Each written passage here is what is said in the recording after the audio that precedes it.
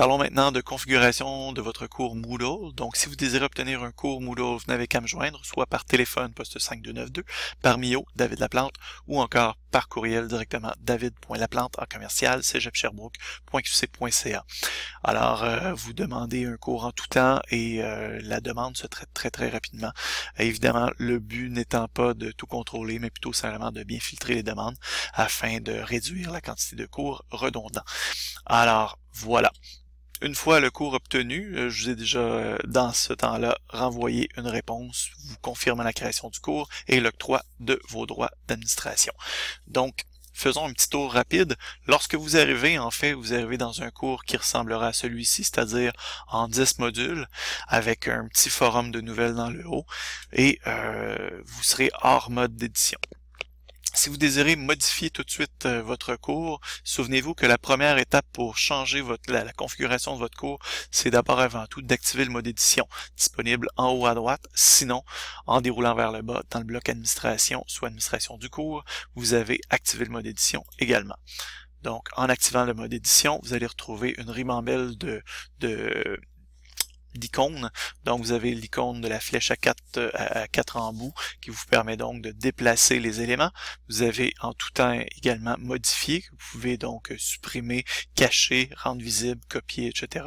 du matériel. Vous pouvez évidemment en cliquant sur les plus ajouter des activités ou ressources et en cliquant sur les petits crayons, vous pouvez changer le nom du module et lorsque vous avez terminé le nom, tapez Entrée pour terminer. Pardon, j'ai fait une erreur.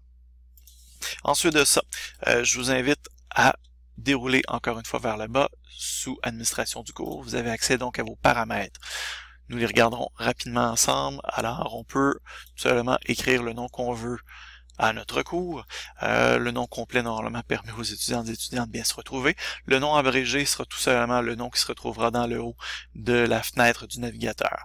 Troisième ligne, la catégorie du cours. Vous pouvez déterminer donc dans quelle catégorie vous voulez envoyer votre cours. Ensuite de ça, la visibilité, quatrième ligne, très importante lorsque vous avez terminé complètement votre cours, ou au moins lorsque vous êtes prêt donc à publier votre cours, à le rendre visible à vos étudiantes et étudiants. Il est primordial que vous repassiez dans vos paramètres afin de revenir ici et cliquer afficher afin de sauvegarder le tout et le rendre visible, sans quoi personne ne pourra voir votre cours, sauf vous. Les dates de début et de fin de cours, le plus important étant surtout la date du début du cours. Si vous fonctionnez en mode par semaine, alors dans ce cas-là, vous pouvez imposer une date de début de cours, ce qui viendra mettre en bleu la semaine en cours. Donc, très facile pour les étudiantes et étudiants de se retrouver pour savoir où est-ce qu'ils sont rendus si votre cours est monté de manière très méthodique par semaine. Ensuite de ça, vous pouvez ajouter une description avec ou sans images, avec ou sans vidéo, même si vous le désirez, etc. Vous pouvez même ajouter des pièces jointes pour résumer votre cours. Vous pouvez changer le format de cours, donc justement, vous pouvez vous mettre en mode par semaine, par module ou une activité unique parce que vous pouvez également créer un cours Moodle avec une seule et unique activité. Ensuite de ça, vous pouvez, si vous le désirez, tout simplement, excusez-moi, donc vous pouvez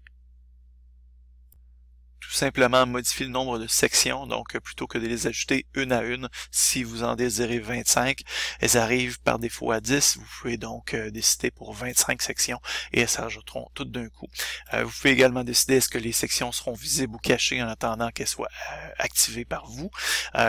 Question de vous laisser le temps parfois de bien compléter chacune des sections. On n'est pas toujours prêt à 100% pour la session lors du début de la session. Donc voilà, sinon la mise en page, est-ce que vous désirez que toutes les sections soient sur la même page ou sur séparées par sections différentes. Vous pouvez décider aussi de l'apparence, mais je vous le déconseille de perdre du temps là-dessus. Vous pouvez ensuite de ça gérer la taille limite des dépôts de vos étudiantes et étudiants. Ensuite de ça, vous pouvez imposer un suivi d'achèvement. Généralement, les profs n'y touchent pas trop. Lorsque vous avez plus qu'un groupe, vous pouvez également gérer comment est-ce que les groupes seront séparés, est-ce qu'ils seront justement séparés ou tout le monde pourra se voir les uns les autres. Donc c'est vous qui gérez ça. Ça, c'est à votre convenance. Renommer les rôles, je vous le déconseille fortement. Ça vient mélanger tout le monde. Et vous pouvez également gérer les tags si vous le souhaitez, mais généralement, les profs ne sont pas rendus là pour commencer. On commence en douceur, donc voilà. Alors, lorsque vous êtes prêts, vous enregistrez le tout et c'est réglé. Ensuite, comme vous le voyez, on est rendu à 25 modules et je l'ai laissé par module. Donc, les autres sections des paramètres ou de la configuration seront vues dans d'autres capsules. Merci.